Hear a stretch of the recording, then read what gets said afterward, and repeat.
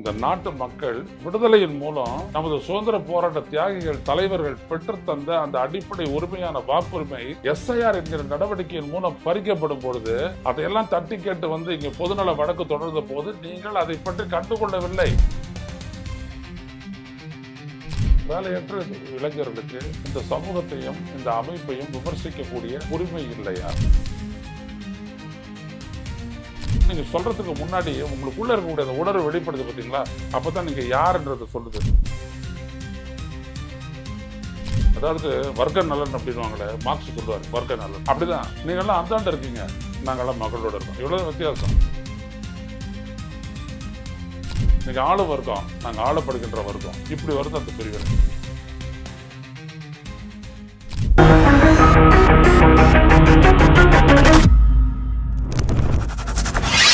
வணக்கம் தோழர்களே. ரூச செய்தியின் வாயிலாக இன்று மீண்டும் உங்களை சந்திப்பதில் பெருமகிழ்ச்சி அடைகின்றேன்.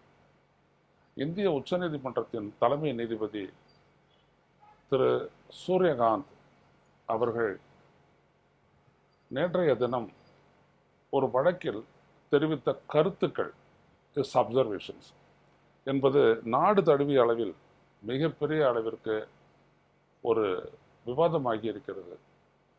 அதில் அவர் கூறியது இதுதான். அதை அப்படியே படிக்கின்றேன், பாருங்கள். Presiding over a Supreme Court bench described unemployed youth, young Indians as cockroaches who, failing to find jobs, turn to social media, journalism and RTI to attack the system. Such individuals are parasites of society என்று அவர் சொல்லியிருக்கின்றார். அதாவது வேலை கிடைக்காத சில இளைஞர்கள் ஊடகங்களிலும் சமூக ஊடகங்களிலும் ஆர்டிஐ ஆக்டிவிஸ்ட் என்கின்ற பெயரிலும் அவர்கள் உள்ளே புகுந்து கொண்டு நமது அமைப்பை சீர்குலைக்கக்கூடியவர்களாக, ஒட்டுண்ணிகளாக, பாரசைட்ஸ். அதாவது ஒட்டுண்ணின்றது என்னன்னா, அதுங்கெல்லாம் அட்டை மாதிரி அப்படியே பிடிச்சிக்கிட்டு இன்னொரு ஜீவன் எதிர்த்து ரத்தத்தை உறிஞ்சி அதுங்க வாடும். அப்படிப்பட்ட ஒட்டுண்ணிகளாக வாழ்ந்து கொண்டிருக்கின்றார்கள் என்று அவர் சொல்லியிருக்கின்றார்.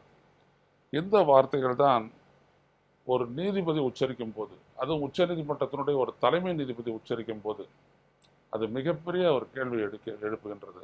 யாரையும் ஒரு குறிப்பிட்டு சொல்லவில்லை என்பது என்று சொல்லப்பட்டாலும் அது எல்லாரையும் குறிப்பிடுவதற்கும் ஒப்பாகும் என்பதுதான் உண்மை. வேலையற்ற இளைஞர்கள் என்றெல்லாம் சொல்லுகின்றார். வேலையற்ற இளைஞர்கள் என்று சொல்லும் பொழுது வேலையற்ற இளைஞர்களுக்கு இந்த சமூக அக்கறை இருக்காதா? வேலையற்ற இளைஞர்களுக்கு இந்த சமூகத்தில் இருக்கக்கூடிய குறைபாடுகள் அதெல்லாம் பற்றி தெரியாதா?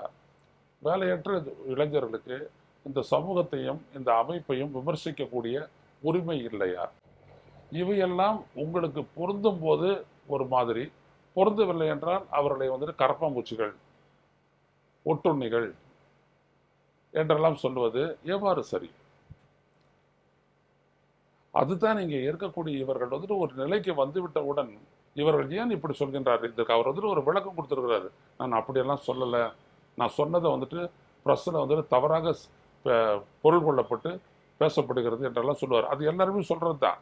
அதுக்கு நான் அப்புறம் வரேன். நான் என்ன கேட்குறேன்னா, நீங்களாம் ஏன் இந்த மாதிரி ஒரு அப்சர்வேஷன் கொடுக்குறீங்க? சமூக ஊடகங்களில் நல்லது இருக்குது, கெட்டது இருக்குது. ஜட்ஜுகளில் நல்லவனு இருக்கான், கெட்டவனு இருக்கிறான் இல்லையா? நேற்று தான் நாங்கள் வந்துட்டு ஒரு நீதிபதி தட்டா, தீபங்கர் தட்டா, அவர் வந்துட்டு தேர்தல் ஆணையம் சுதந்திரமாக செயல்படவில்லை என்று சொன்ன மிக உயரிய கருத்தை வந்துட்டு, அதுவும் அப்சர்வேஷன் தான், அதை வந்துட்டு நாங்கள் ஒரு செய்தியாகவே நான் ஆக்கினேன். அப்போது நீங்கள் என்ன பண்ணுறீங்க? இப்போ உதாரணத்துக்கு சூரியகாந்த் அவர்களே சொல்கிறேன். சூரியகாந்த் அதே போல் இன்னொரு நீதிபதி, அவங்க நீங்கள் 2 பேர் சேர்ந்த பெஞ்சு, நீங்கள் நீதிபதி ஆகிறதுக்கு முன்னாடி இருந்து நீதிபதி ஆகிற வரைக்கும் அது தொடருது. எஸ்ஐஆர் நடவடிக்கைகளை பற்றி நீங்கள் என்ன பண்ணீங்க? எஸ்ஐஆர் நடவடிக்கைகளில் எவ்வளவு பேர், நீங்கள் தான் சொன்னீங்க செத்து போனாங்கன்னு சொல்லி வாக்காளர் பட்டியலிருந்து நீக்கப்பட்டு உயிரோடு இருக்கிற ஒரு 10 பேரை கொண்டு வாங்க, நான் இந்த மொத்த இதையும் கேன்சல் பண்ணுறேன்னு சொன்னீங்க. பண்ணீங்க? நீங்கள் பண்ணீங்க? எடுத்தாந்து எவ்வளோ கஷ்டப்பட்டு நிறுத்தினாங்க. ஆனால் அந்த எஸ்ஐஆர் நடவடிக்கையினால எவ்வளோ பேர் வாக்குரிமை பீகாரில் இழந்தாங்கன்றதெல்லாம் எடுத்து சொல்லி கூட அதை நிறுத்துனீங்க. அதிலிருந்து பெற்ற அனுபவங்களை வைத்து மற்ற மாநிலங்களுக்கு தொடருங்கன்னு சொன்னீங்களே, அடிப்படை உரிமை தொடர்பானது. இந்த நாட்டு மக்கள் விடுதலையின் மூலம் நமது சுதந்திர போராட்ட தியாகிகள் தலைவர்கள் பெற்றுத்தந்த அந்த அடிப்படை உரிமையான வாக்குரிமை எஸ்ஐஆர் என்கிற நடவடிக்கையின் மூலம் பறிக்கப்படும் பொழுது, ஊடுருவல்காரர்கள் என்று சொல்லி பறிக்கப்படும் பொழுது, இந்த நாட்டினுடைய உழைக்கும் பெண்களுடைய வாக்குரிமை பறிக்கப்படும் பொழுது, அதையெல்லாம் தட்டி கேட்டு வந்து இங்கே பொதுநல வழக்கு தொடர்ந்த போது நீங்கள் அதை பற்றி கண்டுகொள்ளவில்லை. அப்படியே தேர்தல் இன்றைக்கு பெங்கால் வரை நடத்தி முடிக்கப்பட்டு விட்டது. விளைவு என்ன?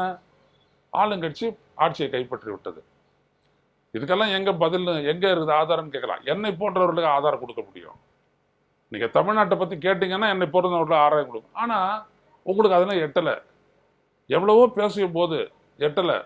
ஆனால் அதுக்காக நாங்கள் எதுவும் உங்கள் மேலே எந்த விதமான கருத்தையும் நாங்கள் வந்துட்டு பாஸ் பண்ணலை. பொதுவாக தான் சொன்னோம், நீதிமன்றம் இவ்வளவு தான். தேர்தல் ஆணையம்னு வந்தால் அது அப்படியே ஒரு கூட்டுக்குள்ளே போயிட்டு தன்னை சுருக்கிக்கும், அதற்கு இருந்த கருத்து சொல்லாது அப்படின்ட்டு. ஆனால் உங்களோட திபங்கர் தட்டா, நீதிபதி திபங்கர் தட்டா அவர்கள் சொல்லும் பொழுது அதையும் நாங்கள் வந்து சிறமேற்கொண்டு அதை வெளியிடுறோம். பாருங்க, நம்பிக்கை எழுதுறாதீங்க, இதோ இருக்கார் ஒருத்தர் அப்படின்றது நம்ம சொல்கிறோம். அது ஒரு பெஞ்சு தான். அப்போ நீங்கள் உங்களுக்கு ஒரு நீதிபதியாகி இந்த நாட்டு மக்களினுடைய வாக்குரிமை என்கின்ற ஒரு தலையெழுத்தை நிர்ணயிக்கக்கூடிய இடத்தில் இருக்கக்கூடிய தலைமை நீதிபதியாக்கி சூரியகாந்த் அவர்களே, நீங்கள் அதே ஒரு அக்கறையை வந்துட்டு ஒரு யூத்தை வெளிப்படுத்தி அவன் இந்த சிஸ்டத்தின் மீது இப்போ இது கூட தேர்தல் ஆணையம் கூட ஒரு சிஸ்டம் தானே. நான் யூத்து கிடையாது, நான் உங்களுக்கு மேலே வயசானவன், நான் யூத்து தானே, நான் வந்துட்டு ஒரு ஜேர்னலிஸ்ட் தானே. நான் கூட சொல்கிறேன் சிஸ்டத்துக்கு எதிராக. நான் ஒன்று பேரசைட் ஆகிடுவேண்ணா, இல்லை நான் கரப்பாம்பூச்சி ஆகிடுவேண்ணா? இல்லை, நான் தான் திருத்துறேன். நான் விட்டு தர்றதில்லை. அதனால தான் நான் புத்தகம் எழுதி வெளியிடுறேன். அதனால தான் நான் தொடர்ந்து பேசிடுறேன். என்னாட்ட இளைஞர்கள் இருக்காங்கல்ல, இதே புத்தி கொண்டவர் வந்துட்டு 25 வயசு 26 வயசு 30 வயசில் இருக்கான் இல்லையா, சிஸ்டத்தை அட்டாக் பண்ணுறான். அதனால காக்ரோச் ஆகிடுவோம்னா? நம்ம நாட்டில் தான் சிஸ்டங்கள் வந்துட்டு நாரிக்கிட்டு இருக்குது. அப்புறம் என்ன? அப்போ நீங்கள் சொல்கிறதுக்கு முன்னாடி உங்களுக்குள்ளே இருக்கக்கூடிய அந்த உணர்வு வெளிப்படுது பார்த்தீங்களா? அப்போ தான் நீங்கள் யாருன்றதை சொல்லுது. அதாவது வர்க்க நலன் அப்படின்வாங்களே, மார்க்ஸ் சொல்லுவார், வர்க்க நலன். அப்படிதான் நீங்கள்லாம் அந்தாண்டு இருக்கீங்க, நாங்கள்லாம் மக்களோடு இருக்கோம். இவ்வளோ வித்தியாசம். நீங்கள் ஆளும் வர்க்கம், நாங்கள் ஆளப்படுகின்ற வர்க்கம். இப்படி வருது அந்த பிரிவினை. நீங்கள் எந்த பக்கம் இருக்கிறீங்கன்றதை பொறுத்து இந்த கருத்துக்கள்லாம் வெளியில் வருது. புரியுதுங்களா? இதே மாதிரி நீங்கள் வந்துட்டு இளைஞர்களை வேட்டையாடும் பொழுது ஒவ்வொரு நாட்டிலையும் பல்வேறுபட்ட நாடுகள்லாம் அதெல்லாம் விளக்க இது இருக்குது. அவங்களையெல்லாம் பண்ணுறதுக்கு முன்னாடி இன்ஃபெஸ்டட் வித் அப்படின்வாங்க, அப்படியே நக்சலைட்ஸ் இன்ஸ்டன்ட். இங்கே சொன்னாங்களே தமிழோட விடுதலை புலிகள் அப்படி தான் சொன்னாங்க. இன்றைக்கு ஒரு நாடு அவங்கள வந்துட்டு விடுதலை போராளிகள் அப்படின்னு சொல்லிட்டு இருக்கிறாங்க. ஒரு காலகட்டத்தில் என்ன சொன்னீங்க? டெரரிஸ்ட், டெரரிஸ்ட் எப்படிலாம் சொன்னீங்க. கடும் பயங்கரவாதிகள், பயங்கரமான பயங்கரவாதிகள் எப்படிலாம் நீங்கள் சொன்னீங்க. விடுதலைக்காக போராடி அவங்க வந்துட்டு உயிரை விட்டாங்க. அவங்களுக்கு நான் சோத்துக்கு வழி இல்லாத உயிரை விட்டாங்களா, இல்லை வாழ்க்கைக்கு வழி இல்லாத உயிரை விட்டாங்களா? மண்ணினுடைய மக்களுக்கு சுதந்திர காற்றை சுவாசிக்க வேண்டும் என்பதற்காக தங்களுடைய இளமையை தியாகம் செய்து நடத்திய அந்த விடுதலை வேள்வியில் தங்கள் இன்னுயிரை ஈந்தார்கள். ஆனால் நீங்கள்லாம் என்ன சொன்னீங்க? இதை பற்றி நீங்கள் இல்லை, இதை பற்றி மற்றவங்களாம் என்ன சொன்னாங்க? எனவே ஒரு கருத்து சொல்லும் போது தான் ஒரு மனிதனுடைய முதிர்ச்சி என்பது வெளிப்படுகிறது. இதே நீதிமன்றம் தான் விடுதலை புலிகளை பயங்கரவாதம் அப்படின்னு சொல்லும் போதெல்லாம் நான் ஏற்றுக்க முடியாதுன்னு சொல்லியிருக்குது. உலகம் ஃபுல்லா நான் அதையும் ஏற்கிறேன். ஆனால் உங்களை பொறுத்த வரைக்கும் நீங்கள் சொன்ன கருத்து தவறானது என்பதை ஒரு மூத்த பத்திரிகையாளனாக நான் சொல்கிறேன். நீங்கள் சொல்லியிருக்கீங்க. அடுத்தபடியாக நீங்கள் என்ன பண்ணியிருக்கிறீங்க, இந்த மாதிரி மீடியாவில் வந்துட்டு என்னுடைய பேச்சு தவறாக சொல்லப்படுகின்றது, இதெல்லாம் ஓரல் அப்சர்வேஷன் என்று சொல்லிவிட்டு நீங்கள் என்ன சொல்கிறீங்க, இந்த மாதிரி எந்த விதமான தகுதியும் இல்லாமல் ஒரு ஃபேக் போலியான அடையாளத்தை வைத்துக்கொண்டு சட்டத்துறையில் வந்துட்டு வழக்கறிஞர்களாக வந்தவர்களை பற்றி தான் நான் குறிப்பிட்டு அப்படி சொன்னேன், மற்ற எல்லாரையும் நான் அப்படி சொல்லலை. என்னை பொறுத்த வரைக்கும் இளைஞர்கள் தான் இந்த நாட்டினுடைய தூண்கள் அப்படின்லாம் சொல்லிட்டு நீங்கள் வந்துட்டு ஒரு பதிலை கொடுத்துருக்கிறீங்க.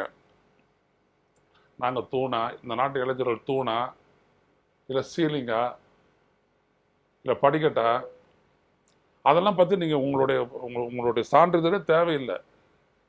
You are honorable judge of the highest court of this country, the Supreme Court of India. நாங்கள் அதை மதிக்கிறோம், எப்போதும் மதிப்போம். ஆனால் உங்ககிட்ட எங்களுக்கு கிடைச்ச அவுட்புட் என்ன அது சொல்லுங்க. அது கிடைக்காத போது அந்த உண்மையை வெளிப்படுத்துறது யாரு? Social media. மீடியாவுக்கும் சோசியல் மீடியாவுக்குமே ஒரு லடாய் வரும். சோசியல் மீடியாவில் வந்து எது சொல்றாங்கன்ட்டு. ஆனால் உண்மையை அங்கிருந்து தான் வருது.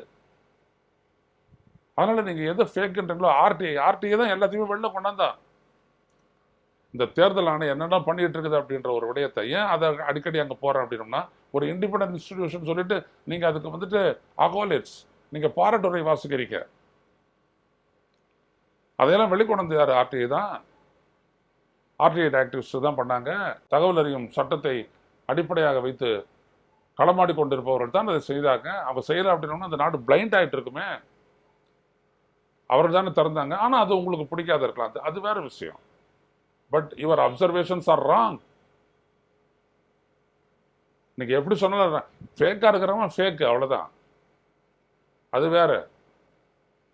ஆனால் நீங்கள் ஒரு தலைப்பு சொல்லிட்டு நீங்கள் சொல்லியிருக்கிறீங்க. எனவே அது ஏற்கத்தக்கதல்ல என்பதை நாங்கள் பதிவு செய்து கொள்கின்றோம். இந்த மாதிரி வருவீங்க, வரிசையாக வந்துக்கிட்டே வந்து சொல்லிக்கிட்டே இருப்பீங்க. ஆனால் இந்த நாடு இருக்கும். இந்த நாட்டுக்காக உள்ளபடியே உள்ளன்போடு, நாட்டின் மீது உள்ளன்போடு, பாரதிய ஜனதா மாதிரி தேசப்பற்று அப்படி சொல்லிட்டு எதை பண்ணிட்டு இருக்கிறவங்க இல்லை, உள்ளன்போடு செயல்படக்கூடியவர்களும் இருந்து கொண்டே இருப்பார்கள், வந்து கொண்டே இருப்பார்கள். அதிலும் பெரும்பான்மையினர் இளைஞர்களாகவே இருப்பார்கள். அவர்கள் இதையெல்லாம் பற்றி கவலைப்பட மாட்டார்கள். உள்ளபடியாக அவர்கள் இந்த நாட்டினுடைய தூண்கள் தான். ஏனென்றால் அவர்கள் தான் இந்த சிஸ்டம் இப்படி நாறிக்கொண்டிருக்கிறது என்று எடுத்து கூறுகிறார்கள். எனவே நாங்கள் எல்லாம் அவர்களை மதிக்கின்றோம். உங்களை போன்ற உயர்ந்த நிலையில் இருப்பவர்கள் எப்படிப்பட்ட கருத்தை சொன்னாலும் எங்களால் உண்மையை அறிய முடிகிறது. அந்த ஆற்றலை இறைவன் தந்துள்ளார். எனவே உங்களுடைய கருத்துக்களை மாற்றிக்கொள்ள முடிந்தால் மாற்றிக்கொள்ளுங்கள். மீண்டும் சந்திப்போம் தொடர்ந்து. நன்றி, வணக்கம். ஊடகம் கார்ப்பரேட் அரசியல்வாதிகளின் கைப்பாவையாக, அடிமைகளாக இருந்தது போதும். இனி சாட்டை எடுத்து சுழற்றும் நேரம் வந்துவிட்டது. ஊடகம் பொதுமக்களாகிய உங்களுக்காக, உங்களாலேயே இயக்கப்பட வேண்டும். ஊடக சுதந்திரத்திற்காக உங்களின் பங்களிப்பை இன்றே அளித்திடுங்கள்.